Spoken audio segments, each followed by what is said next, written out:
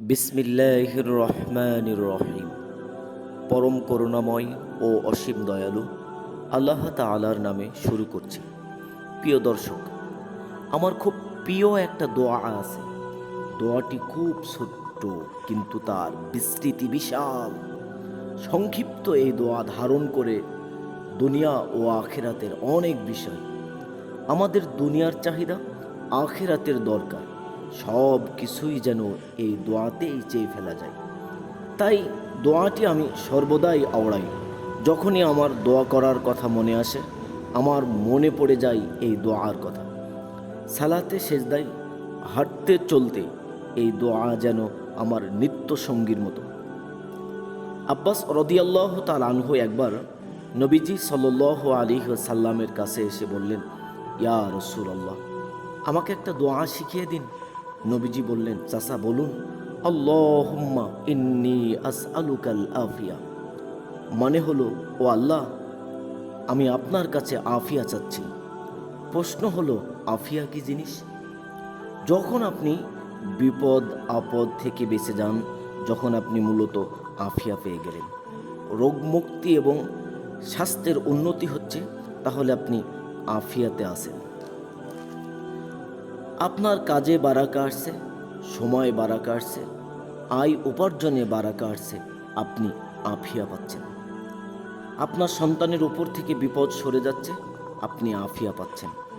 এমনকি আখিরাতে আপনাকে ক্ষমা করা হলো, সেটাও আসলে আফিয়া। এত ছোট্ট দোয়া আব্বাস রাদিয়াল্লাহু তাআলা আনহুর মন ভরল না। তিনি ভাবলেন, এই দোয়া খুব ছোট, আমার তো অনেক বড় দোয়া চাই, অনেক কিছু যেখানে একসাথে চাওয়া যায়। তিনি নবীজির কাছে ফিরে এসে বললেন, ইয়া রাসূলুল্লাহ, এটা তো খুব ছোট্ট দোয়া, আসলে আমি আরও বড় দোয়া চাচ্ছিলাম। তার কথা শুনে নবীজি হাসলেন, বললেন, প্রিয় চাচা, আপনি আল্লাহর কাছে আফিয়া চান, আল্লাহর শপথ, এর চেয়ে ভালো আপনার জন্য কিছুই হতে পারে না। আল্লাহুম্মা ইন্নী আসআলুকাল আফিয়া। খুব ছোট্ট দোয়া, অথচ ধারণ করে আছে কত বিশাল জিনিস, কত বিস্তৃত বিষয়। এই দোয়ার মধ্যে আমাদের জন্য রয়েছে, আমরা যারা দুনিয়ার দুঃখ কষ্ট থেকে বাঁচতে চাই, আমরা আল্লাহকে বলতে পারি, আল্লাহুম্মা ইন্নী আসআলুকাল আফিয়া। সন্তান সন্ততির জন্য আল্লাহ তাআলার কাছে বলতে পারি, আল্লাহুম্মা ইন্নী আসআলুকাল আফিয়া। রোগ থেকে মুক্তি পেতে আল্লাহকে বলতে পারি।